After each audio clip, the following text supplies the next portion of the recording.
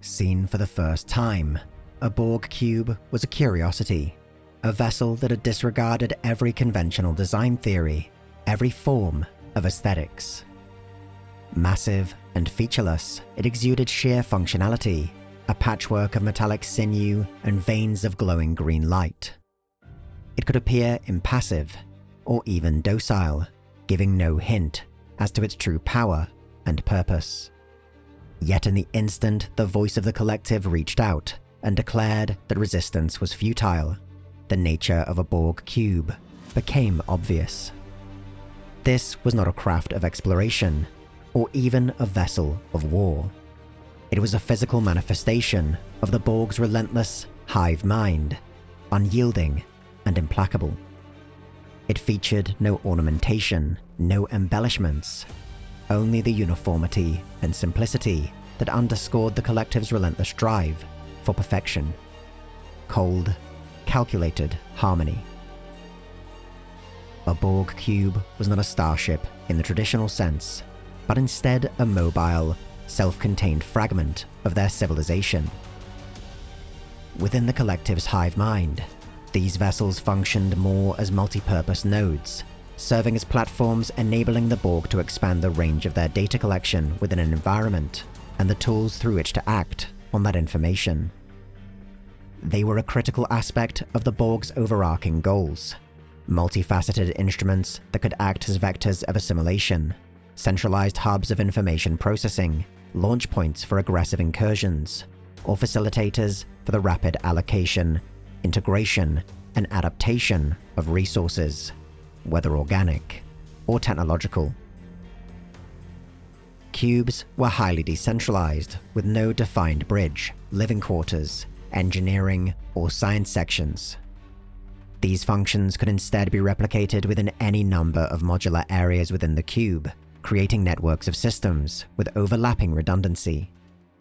Vital components were likewise distributed across the whole of the ship, making a cube extraordinarily resilient to external damage or system failures.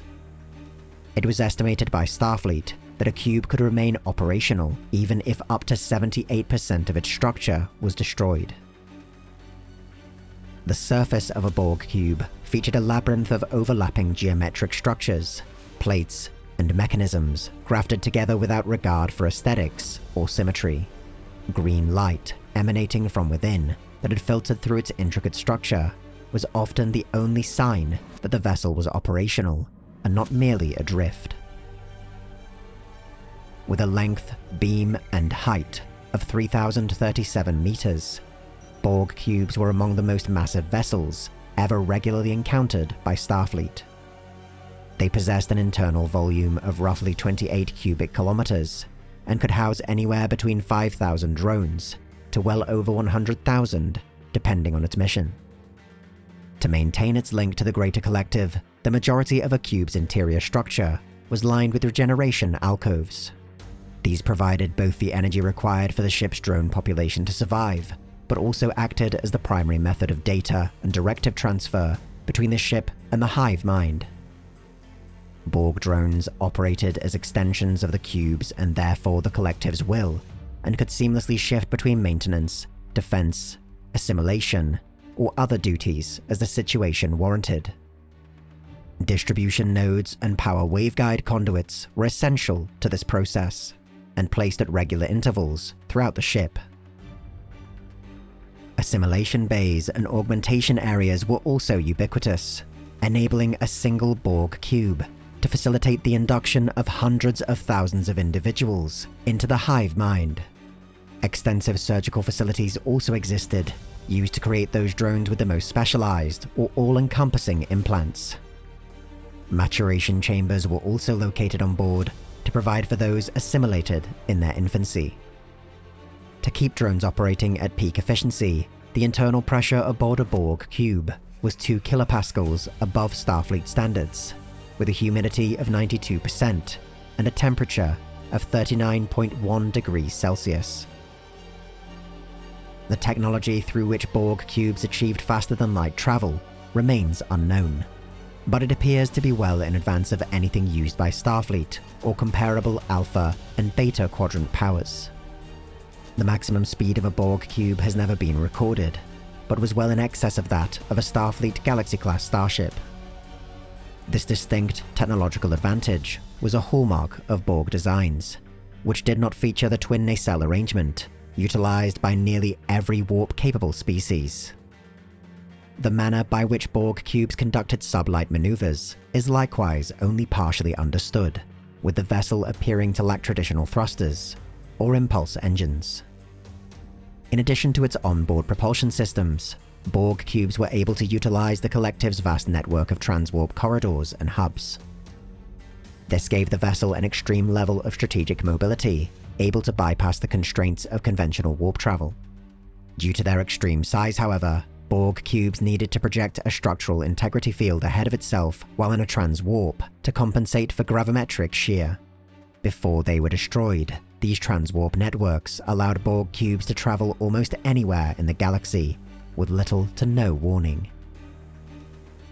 The weapon systems of a Borg cube consisted of an extensive array of disruptor emitters and gravimetric torpedoes, each capable of delivering exceptionally high levels of destructive energy or payload yield, respectively.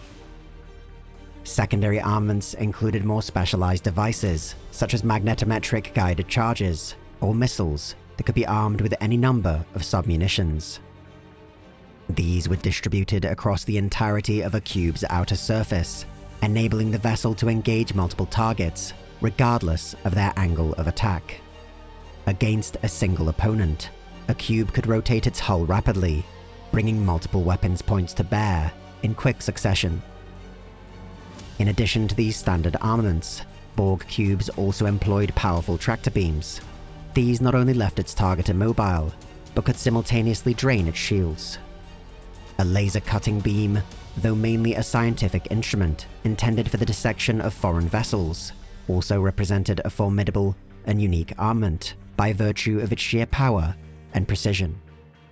The Collective was known to utilize this cutting beam during engagements as a method of extending a cube's arsenal. Defense systems included subspace electromagnetic fields and tritanium that replicated the protection offered by traditional shields and an armored hull, respectively. A cube's onboard drone population could also enact substantial repairs through its link to the Collective, essentially willing the ship to repair itself. This was accomplished through swarms of automated machines that could repair a cube's hull or internal systems upon activation. Yet, the most powerful and unique tactical system present on a Borg cube was its link to the Collective itself. The Borg could adapt to enemy weapons and limit their effectiveness, while concurrently increasing the efficiency of their own armaments. Weapons, tactics, and strategies that initially proved viable against a Borg cube, if not altered, would become less potent over time, and eventually be rendered entirely ineffective. Borg cubes were often utilized by the Collective as motherships for various support craft. In addition to smaller shuttles and scouts, Borg spheres, long-range, highly capable vessels in their own right, were sometimes carried aboard the larger cubes. The purpose of this arrangement is debated, but at the very least, spheres at times appeared to function as escape craft, ensuring the directives of the Collective could continue even if a cube was destroyed. Though every Borg cube featured the same basic dimensions, capabilities, and structure, deviations in their design were regularly observed. It remains unclear if these were separate classes of Borg cube, akin to Federation designs, or if there existed a standardized design that was perpetually augmented and adjusted over time. One major variant appeared to be the tactical cube, which included extensive hull armor and unique interior architecture. The Borg Queen also made use of a much larger variant of cube during an attack on Earth in 2401, though the Collective's heavily weakened state during this time makes the nature of the vessel difficult to determine. It is likely this vessel was in fact the amalgamation of several cubes, potentially dozens. For the entirety of its existence, the Collective's capacity to project and enforce its will across the galaxy was epitomized in the Borg cube. These vessels oversaw the assimilation of thousands of species, harbingers of the march towards universal convergence. That they remain now only as rotting husks and crippled wrecks, torn apart by scavengers and scientists, is the surest evidence that the Borg Collective has finally been rendered inoperable. But across the Delta Quadrant and all the territories once joined together by the transwarp conduits, thousands of such vessels surely remain, pristine and undiscovered, left adrift in a galaxy they once roamed with impunity. Aboard them is all the knowledge of the Collective, trapped behind algorithms and encryption, but waiting to be discovered. But perhaps, in one cube alone, among the countless derelicts, the voice of the Collective remains.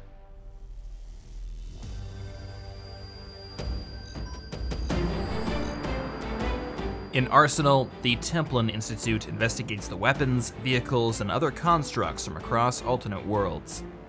If you've enjoyed this video and would like to join the Templin Institute, consider pledging to our Patreon page. Along with increased security access, you'll be able to vote in polls to determine future topics, get custom wallpaper every week, and receive some other exclusive rewards.